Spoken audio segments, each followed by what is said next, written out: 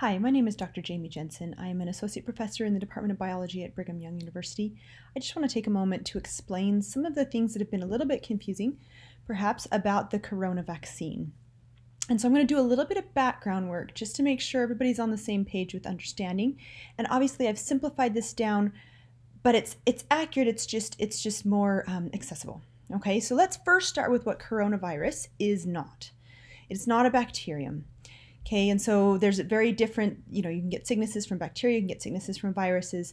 Bacteria are alive, they're living, they're prokaryotic cells. They consist of, DNA, some extra genomic DNA, which we call plasmids. That's how they sort of swap their antibiotic resistance stuff, and some outer coatings in cytoplasm.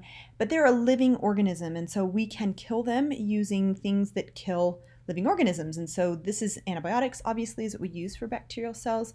Antibiotics are actually produced by their competitor, fungi, to try to outcompete them. And so we capitalize on that, we modify, and we have these antibiotics. But this is not what COVID-19 is caused by.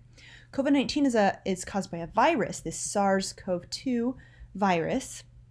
And let me explain viruses. Viruses are not technically alive, right? A virus, you can think of it sort of as a robotic killing machine, right?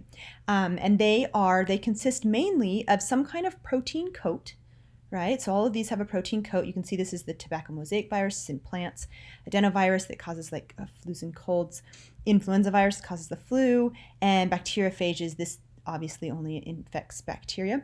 But they have a protein coat, and then inside they have a recipe, and the recipe basically just tells the host cell how to make more of them.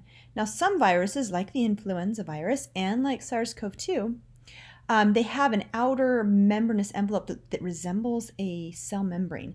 It helps them better fuse with our eukaryotic cells and get themselves inside, because to infect us, they have to get their cells inside.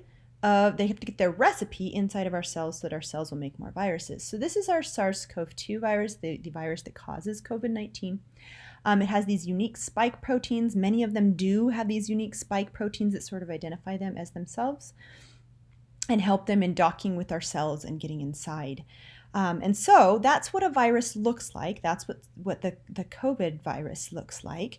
Let me explain the process of infection and immunity. So with any infection, bacterial or viral, works very much the same way. So you get exposed. So this is your roommate, let's say, or your friend that sneezes on you and exposes you to the pathogen. The pathogen gets sucked into your nose or whatever, and that's exposure, right? So once it gets in, we have this incubation time, and for COVID-19, it can be upwards of 2 weeks, but generally for these kinds of viruses like the cold or the flu, it's anywhere from 48 to 72 hours.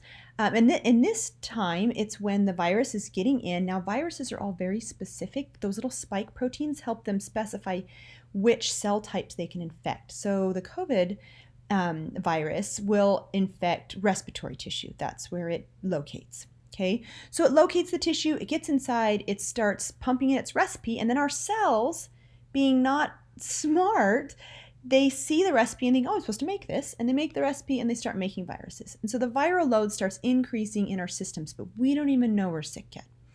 Okay, now sometimes, or here, the next step is recognition. So once our body realizes, ooh, there's something foreign inside of me, then we get what's called non-specific immunity. Non-specific immunity, think of it like, and I think I actually have a picture, yeah.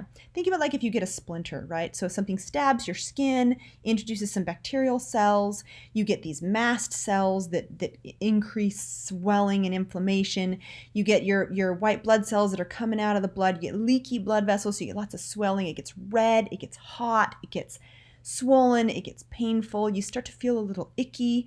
That's all non-specific. It will do that for any foreign contaminant in the body, doesn't matter what it is.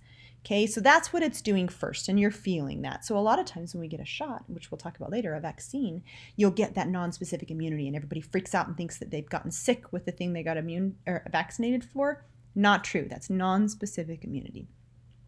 So that lasts for a little bit, and then starts what I call the choose your own adventure time.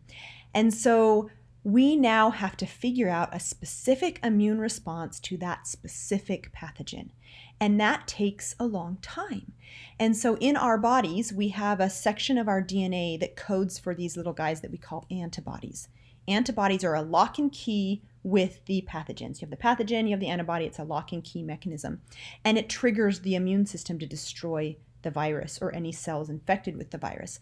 But our body has the ability to make thousands and thousands and thousands or more different types of antibodies, different shapes. You could have square ones or Y-shaped ones or circle ones, and it's a choose your own adventure. It's the alternative splicing of DNA, and it tries a whole bunch of different ones.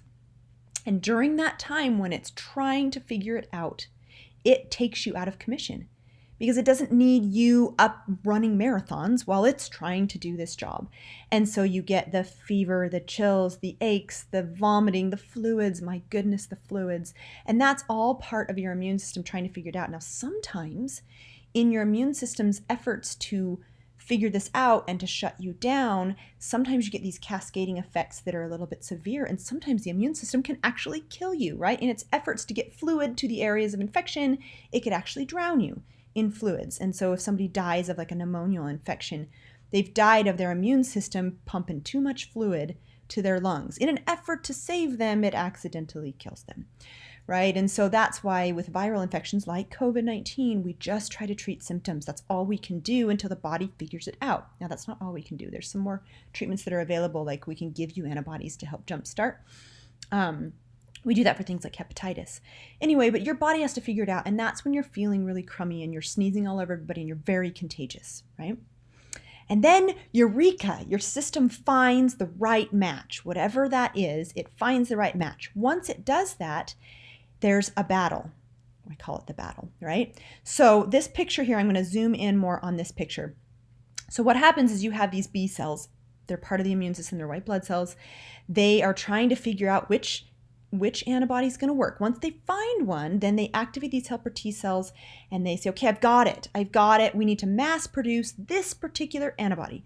And so the B cell then divides into two types of cells, the plasma cell and the memory cell. The plasma cell's responsibility is to mass produce the antibodies. They're going to attack the antigen, attack any cells that are infected, attack any viruses. In this case, it's showing a bacteria. It's the same thing for a virus. Attack, and get rid of it. Because once they're tagged, then we have our macrophages that come and eat them and get rid of them, right? But the other cell is really important. The memory cell keeps that one antibody stored, and it will reside usually in your lymph nodes. It can also have some effect in the bone marrow. But it resides there, and it has this particular antibody on standby in case you get it again. Okay, this is your immunity.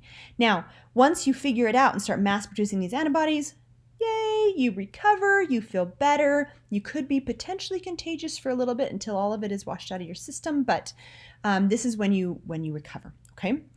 So what if you get exposed again? So let's say you get exposed to the same thing. So you give it to your roommate because you're so nice, and then your roommate sneezes on you and gives it to you again. This time though, as soon as it gets in your system, your body goes, oh, wait a minute, I've seen this before. It automatically goes to the memory B cell and mass produces antibodies, and generally you have zero symptoms. You recover before you even knew you were sick, because it's all happening during the incubation time. And so you don't even get sick again. And that's the whole idea behind immunity, right? So how does a vaccine work? It's the same idea. So normal vaccines, like the flu vaccine that you get every year, so they give you the exposure happens through a vaccine. So they take the virus and they like cut it in half, or it's called attenuating it. They weaken it somehow. They pick off a part of it, whatever. And that's what they give you. So you can't get sick from the vaccine. The vaccine does not have the actual virus in full working order in it. It's been attenuated. And so once you get that, though, your body does start some of that non-specific immunity. So a lot of people, when they get a vaccine, feel kind of crummy the next day, or they get swelling and pain at the injection site. That's very normal. In fact, most of the time in vaccines, we add what we call adjuvants. They're extra things that sort of freak the immune system out, because there's a chance that you inject this into the arm and then your body totally misses it, and then you wouldn't get immunity. So you have to get the immune system to wake up and recognize that, hey, I just injected you with something. Okay, and so we add these adjuvants that sort of stimulate the immune system. So sometimes that nonspecific immunity can be even worse than it would be with the normal virus in its initial stages, because we're purposely making your body freak out a little bit, right? But it's mild. It's 24 hours. It's, not like getting the actual bug, right? And then you build immunity, you build those memory B cells, you store them in memory. The antibodies, they'll circulate in your system for maybe 3 months and then they'll go away. So you won't have, so if you've gotten COVID, for instance, 9 months ago and you go to get the antibody test, it's probably not going to show up positive because those antibodies are long gone. But the memory cells are there. So like those TB tests to see if you've been exposed to tuberculosis, they actually do something similar to vaccine where they introduce you to the tuberculosis bug-ish and it causes an immune response. And then you get a swelling at the site and that tells the doctors, oh, hey, they already have antibodies to this. Anyway, I kind of digress. So you've already got you get the memory B cells from the vaccine and then you're immune. And so when you're exposed, you skip all of it, just like if you had gotten the disease itself. And so it's a way to get those memory B cells and be immune without having to get the disease, right? It's great. So that being said, let's talk about these mRNA vaccines. So that's what the two new ones are that are out by Pfizer and Moderna. They're mRNA vaccines, and people are having all kinds of conspiracy theories surrounding mRNA vaccines. So I just want to make sure you understand what they are. So backing up a little bit, this is basics. In each cell in your body, you have DNA. The DNA is like a master recipe book for everything your body could ever make, right?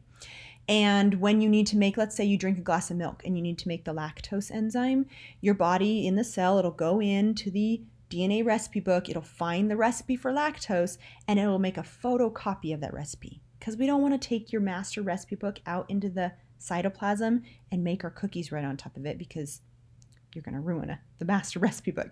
So we make photocopies, and it's the photocopy that leaves the nucleus where we are safekeeping our DNA. The photocopy gets out, and there's these little organelles called ribosomes that will read the photocopy and translate it into the protein product. And that happens out in the cytoplasm of the cell. Okay? And so this photocopy is called a messenger RNA or an mRNA. All right, so these new vaccines are mRNA. So instead of taking the virus and clipping a part of it off and giving you a protein, we're actually going to back up and give you a messenger RNA that will code for the exact protein we want. It's a little more exact, it's a little quicker, it's a little easier. We can get it out through clinical trials faster. It's actually a better way of doing it. So this is what they do, right? They give you a vaccine that has the mRNA for one of the spike proteins. And it's a partial, it's not even the full spike protein, but it's part of the spike protein. That's what your body's going to form that antibody to. So we give you the mRNA. This is so exact, which is awesome. It's not as much like, oh, we hope we got the right half. No, it is the exact protein your body needs to make an antibody to. And it has a special coating around the capsule that targets it, right? Remember how I said viruses get targeted to certain cells based on their coating? And so it targets to lymph cells, okay, which is where your immunity breaks up or is formed. So let's talk about the process, right? So the very first thing, here's our little capsule that's going to localize to the immune system. So they give it in your arm. It is not injecting mRNA into every cell of your body. That would be crazy. It is only injecting a small amount, and that small amount is localizing to the nearest lymph node, which in most cases, if you're getting it in your upper arm, it's going to be your axial lymph node in your armpit. So it's going to go to the lymph node. It's also going to get into some of the muscle cells there and promote an immune response, which we want, right? But it's going to go right to the lymph node. In the lymph node, it's going to introduce its mRNA product. The mRNA recipe is going to be read by the ribosomes of the lymph node. Notice it's out in the cytoplasm. It never goes into your nucleus. It never messes with your own recipe book. It is a very temporary thing. Messenger RNAs do not last long in the cytoplasm, even in normal life. They are not there for very long. So it's a very quick and localized response. The messenger RNA gets into the cytoplasm. The ribosome builds the spike protein. Okay. Then the mRNA is quickly destroyed. So it's in there for a very brief amount of time, just enough to mass make the spike protein. Okay. Then the protein is seen by the cell as, what did I just make? This is foreign. I've never seen this before. So it starts to mount an immune response. So it chops up that protein and holds it out in what we call the major histocompatibility complex. It's the part of the cell that says, hey, I've got a problem. I'm infected. So it'll hold out the part of the virus. This is what normally happens when you get infected with a normal virus, is it will chop up the virus and it'll hold a piece out to say, hey, hello, I'm infected. I need you to respond. Okay, so it does the exact same thing, but it's just the spike protein. So it can't give you COVID. It can't make you sick. And the mRNA itself, the vaccine itself, is not sticking around. It's long gone. Okay, and you've got this protein that's presenting on the outside of the cell, which triggers your specific immunity. So again, same picture, right? Triggers your choose your own adventure that finds an antibody that divides into antibody-producing plasma cells and memory cells and stores memory. So it's giving you the exact same immunity. The only difference between an mRNA virus and an mRNA vaccine and the normal vaccines you often get is that we're giving you the recipe to make the protein, so your body makes the protein, instead of giving you the foreign protein. Your body just makes the protein, and then everything else is the same from there on out. But like I said, the mRNA, the vaccine, it's long gone by the time you're mounting immunity. Okay, now remember, I just want you to keep in mind that getting a shot of anything foreign is going to trigger nonspecific immunity. And we do that on purpose. We even make it worse, right? So the symptoms you might be fearing are very normal. Very, very normal for most vaccines. So what do we know about the safety and efficacy of these particular vaccines that are out? Well, they've done clinical trials. Normal clinical trials that get done on all vaccines, okay? They haven't cut corners anywhere. So this was the Pfizer vaccine trial. I went and read the article. Okay, so they had two groups of people, test subjects and control subjects. In each group, they had 21,700 people. Then they gave them the 2 doses. So our test subjects received 2 doses of the vaccine 21 days apart. The control group received 2 doses of saline 21 days apart. There's always a risk of putting a needle in your arm, and so we want to make sure everybody's getting the same risk. And then they've monitored these people. Now, it would be unethical to purposely expose them to COVID. I hope you realize that, right? So we're not purposely exposing them to COVID. We're just letting them live their lives and seeing how many will get COVID. So in the case of the test subjects, out of 21,720 people, 8 people got COVID. One of those cases was severe. In the control subjects, which are just going about their normal lives too, 162 people got COVID, with 9 having severe cases. So the virus provided a 95% reduction in number of cases. So it's very clear from these data that the vaccine is protecting people from COVID infection. All right, so then you may have heard the rumor that the vaccine is causing Bell's palsy. Is this true? Well, turns out, so in their control subjects, nobody happened to get Bell's palsy. In the test subjects, we did have 4 individuals that ended up with Bell's palsy, but then you compare it to the general population, and the rate of, you would expect out of that many people, you would have expected 25 to 35, just on average, normally in normal life, 25 to 35 people out of 21,000 will get Bell's palsy in any given year. So in the test subjects, yes, we have 4 versus 0, but that is in the realm of error, right? Whereas 4 to 25 to 35 is a big difference. It is not causing Bell's palsy. It is a way, way, way low incidence, way lower than normally those people would have gotten Bell's palsy. All right. Another thing that people are hearing is that it has really severe side effects. Not really, but here are some of the side effects it is giving, and I've done a little comparison here with the flu vaccine. So in any given year, how many of these side effects show up in people who get the flu versus people who are getting this COVID vaccine? So swelling at the injection site. So you'll notice almost 90%, 85% of people who get it do get swelling at the injection site. And that has to do with the adjuvants they're putting in there to make sure your body does not miss this, right? So it is causing swelling. And then the other, fatigue, headache, muscle pain, joint pain, fever. It's pretty low for like fever. It's only about 15%. But in the flu vaccine, it's like 5%. So it does appear to be causing slightly more enhanced non-specific immunity symptoms than the flu vaccine. But all of these symptoms were short-term. and like on the order of 24 hours, and they all resolved. Right? So there have been a few rare cases of anaphylaxis, which is an allergic reaction, but we get that with the flu vaccine or any other vaccine. The incidence of anaphylaxis is not higher than any other vaccine. The incidence of any kind of side effects is not higher, but these non-specific immunity responses tend to be a little higher with the COVID vaccine. So there is that, okay, do I take the risk that, for 24 hours I'm going to feel like garbage? Well, that's up to you, right? Now, if you've already had COVID, you should have the memory cells. And so getting the vaccine, I mean, is that overkill? Yeah, kind of. I mean, you've already had it, you already have memory, you are already immune. Now, is it possible occasionally you'll have somebody who, when they went and did the choose your own adventure, they made a really weird antibody, like it was to the corner or something. And so occasionally the vaccine can give you better immunity than you got from the vaccine, but that is super duper duper rare. Like we're talking, 1 in a million cases. And so there is that possibility. So getting the vaccine, but the point is though, getting the vaccine is not going to hurt you. So the only thing I would say is that there are a lot of people out there that have not had COVID and are in high risk categories that need the vaccine before you do, maybe. And so I would, for me, I'm a healthy adult. I have no pre-existing conditions. I'm pretty sure I already had COVID. Am I going to get the vaccine? Maybe not, because I want to make sure everybody else who needs it before me gets it. But I don't have a confirmed case of COVID-19. And so am I going to get the vaccine when it becomes widely available? Absolutely.